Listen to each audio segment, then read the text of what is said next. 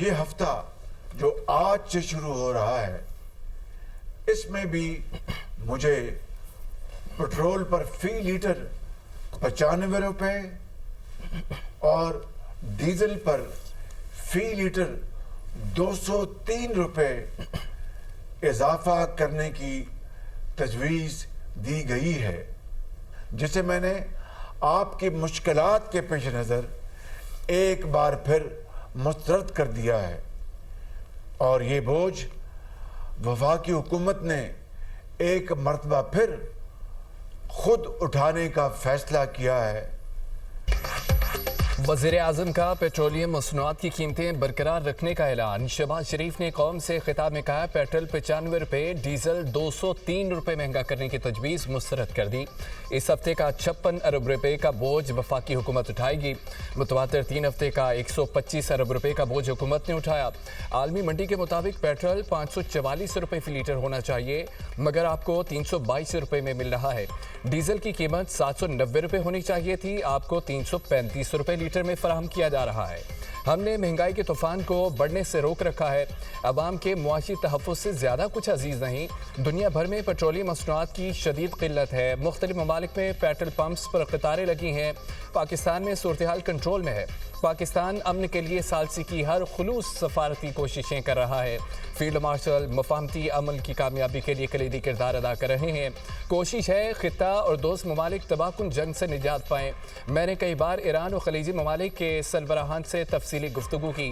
پاکستان کی سفارتی کوششیں محض بین الاقوامی کوشش نہیں بلکہ مذہبی فریضہ ہے۔ امریکی صدر کا مذاکرات آگے بڑھانے کے لیے ابنائے ہرمز کھلوانے پر زور، اہم گزرگاہ اب بھی بند۔ ایران کا ٹرمپ کو جواب، پاسداران انقلاب نے 3 بحری جہازوں کو وارننگ دے کر ابنائے ہرمز سے واپس بھیج دیا۔ ایران کی یقین دہانی کے باوجود 2 چینی جہاز واپس لوٹ گئے۔ پاسداران انقلاب کا کہنا ہے کہ ابنائے ہرمز امریکہ، اسرائیل اور ان کے حامیوں کے لیے بند ہے۔ اہم گزرگاہ دشمن کی بندرگاہوں سے آنے اور جانے والوں کے لیے بند رہے گی۔ گزشتہ روز امریکی صدر نے دعویٰ کیا تھا کہ ایران نے ابنائے ہرمز سے 10 آئل ٹینکرز کو غیر استغلالی کی علامت کے طور پر گزرنے کی اجازت دی۔ امریکی میڈیا کے مطابق ابنائے ہرمز میں ایران اب تک کم از کم 19 جہازوں پر حملے کر چکا ہے۔ 2000 کے قریب جہاز خلیج میں پھنسے ہوئے ہیں۔ عالمی شپنگ کمپنیاں خطرے کے باعث راستہ استعمال نہیں کر رہیں۔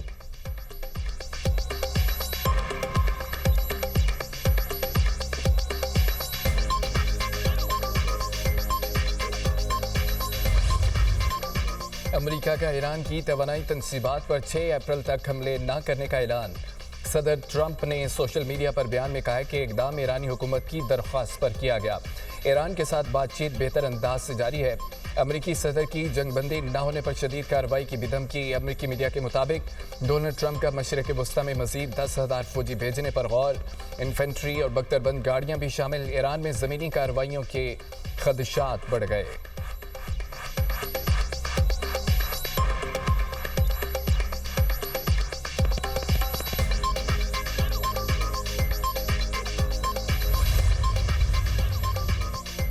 ایران سے جنگ مہینوں نہیں ہفتوں میں ختم ہو سکتی ہے۔ امریکی وزیر خارجہ مارکو روبیو کہتے ہیں زمینی فوج کی ضرورت نہیں ہوگی۔ ایران کے ساتھ مذاکرات کے اشارے ملے ہیں لیکن ابھی واضح پیش رفت نہیں ہوئی۔ بات چیت کسی بھی وقت شروع ہو سکتی ہے۔ ایران میں فوجی اہداف حاصل کرنے کے بعد بھی ابنائے ہرمز کو جہاز رانی کے لیے کھلا رکھنا فوری چیلنج ہوگا۔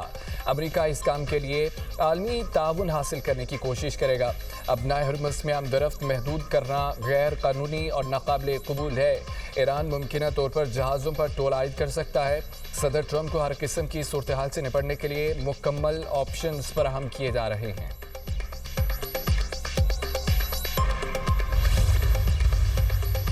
امریکہ اور ایران کے نمائندے جلد پاکستان میں ملاقات کریں گے۔ جرمن وزیر خارجہ کا بڑا بیان، کہا کہ حکام کی براہ راست ملاقات کے لیے تیاریاں کر لی گئی ہیں۔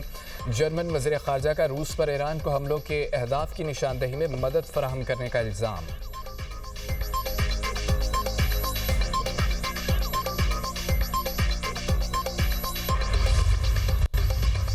امریکہ اور اسرائیل کی تہران، اصفہان، قم اور ارومی سمیت مختلف شہروں میں بمباری، 2 اسٹیل پلانٹس کو نقصان، درجنوں عمارتیں تباہ، بچوں اور خواتین سمیت 48 شہری شہید ہو گئے۔ ایران میں شہدا کی تعداد 1937 ہو گئی، 250 طلباء اور اساتذہ بھی شامل، 723 تعلیمی اور ثقافتی مراکز کو نقصان۔ ایران میں اب تک 92,662 شہری عمارتوں کو نقصان ہوا، 71,356 مکان بھی شامل۔ اسرائیل کا ایران میں میزائل فیکٹری اور بارودی سرنگیں تباہ کرنے کا دعویٰ، اور خنداب ہیوی واٹر کمپلیکس اور یزد میں یورینیم افزودگی پلانٹ پر بھی حملہ، ایران نے امریکی کروز میزائل تباہ کر دیا۔ اسرائیلی فوج کو لبنان میں شدید مزاحمت کا سامنا، حزب اللہ نے 21 اسرائیلی ٹینک تباہ کرنے کا دعویٰ کر دیا۔ اسرائیل نے اپنے ایک اور فوجی کی ہلاکت کی تصدیق کر دی۔ اسرائیلی فوج کی بیروت سمیت لبنان میں بمباری، مزید 6 افراد شہید ہو گئے۔ لبنان میں شہدا کی تعداد 1,142 ہو گئی، 3,345 زخمی۔ ایرانی فورسز کے خطے میں امریکی اڈوں اور اسرائیل کے مختلف شہروں میں عسکری تنصیبات پر حملے، اسرائیل کے اسٹریٹجک مقامات، اشدود میں آئل سٹوریج ٹینک اور ڈپو تباہ کرنے کا ایرانی دعویٰ، 24 گھنٹے کے دوران 261 اسرائیلی زخمی، مجموعی تعداد 5,492 ہو گئی۔ سعودی عرب کے الخرج بیس میں امریکی ایندھن فراہم کرنے والے جہازوں اور لاجسٹک سپورٹ بیڑے کو تباہ کرنے کا بھی دعویٰ، کویت میں شیوخ اور المبارک الخیبر پورٹ پر بھی ڈرونز اور میزائل حملے سے نقصان۔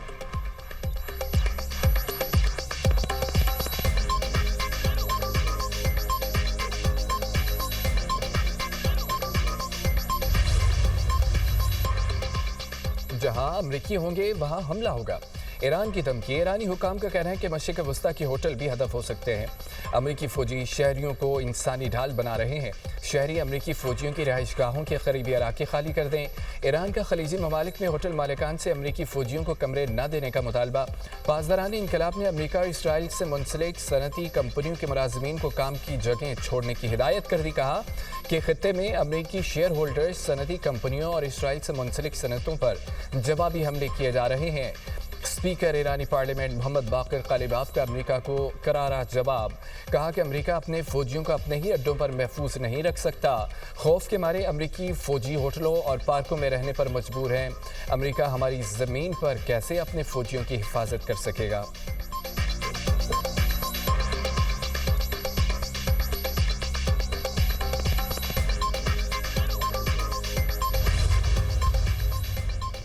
وزیراعظم شہباز شریف کو کویت کے ولی عہد شیخ سبال خالد کا فون، وزیراعظم کا کویت کے عوام کے ساتھ مکمل یکجہتی اور حمایت کا اعادہ، قیمتی جانوں کے ضیاع پر دلی افسوس اور تعزیت کا اظہار۔ وزیراعظم نے مشرق وسطیٰ میں جنگ کے خاتمے کے لیے پاکستان کی مخلصانہ سفارتی کوششوں سے بھی آگاہ کیا۔ کویت کے ولی عہد نے امن کے لیے وزیراعظم کی کوششوں کو سراہا اور مکمل حمایت جاری رکھنے کا یقین دلایا۔ دونوں رہنماؤں نے پاکستان اور کویت کے تعلقات مزید مضبوط بنانے پر اتفاق کیا۔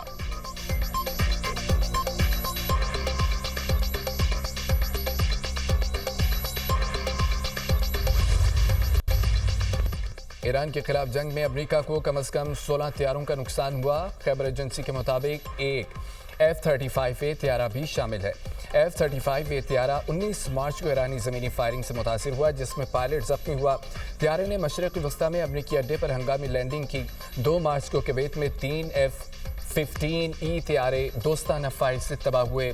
12 مارچ کو عراق میں KC-135 طیارہ گر کر تباہ ہوا، 6 اہلکار ہلاک ہوئے، مزید 5 KC-135 طیارے زمین پر ایرانی میزائل حملے سے متاثر ہوئے۔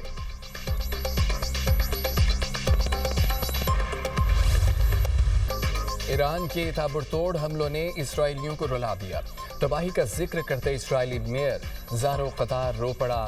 لبنانی سرحد کے قریبی علاقے کے میئر مارگا لیوت نے فریاد کرتے ہوئے کہا، ہر چیز تباہ ہو گئی، کوئی ملک اسرائیل کا ساتھ دینے کو تیار نہیں، مغربی ممالک تسلیم کریں وہ صورتحال سے نہیں نپٹ سکتے۔ شمالی اسرائیل کے شہر قریات شمونا کے میئر اسرائیلی وزیروں کے اجلاس میں پھٹ پڑا، غصے میں حقیقت بتا دی، کہا حزب اللہ جیت گئی، اسرائیل ناکام ہو گیا، اسرائیل کا ایک شہر صفحہ ہستی سے ہی مٹ گیا، 16,000 شہری گھر چھوڑ چکے ہیں، باقی 10,010 روز بھی رکے تو صرف 10 ہی بچیں گے۔ شہری کہتے ہیں کہ حزب اللہ جیت گئی، ہر سیکنڈ پر بارود برس رہا ہے، میں اپنی کمسن بیٹیاں لے کر کہاں جاؤں، بوڑھے اور معذور کیسے 10 سیکنڈ میں شیلٹر میں جائیں۔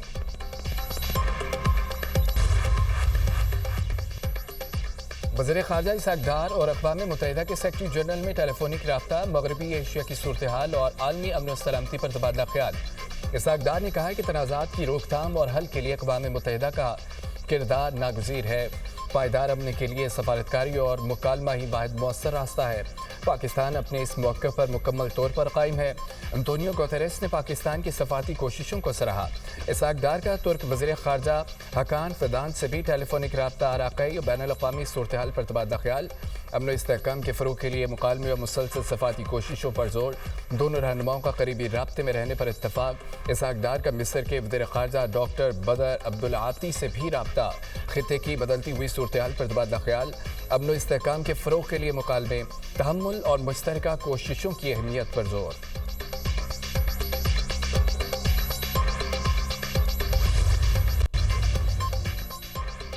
عالمی منڈی میں خام تیل کی قیمتیں مزید بڑھ گئیں۔ امریکی WTI خام تیل کی قیمت میں 5% اضافہ۔ امریکی خام تیل کی قیمت $99.28 فی بیرل ریکارڈ۔ لندن برنٹ خام تیل کی قیمت بھی 3.80% بڑھ گئی۔ برطانوی خام تیل کی نئی قیمت $112.14 فی بیرل ہو گئی۔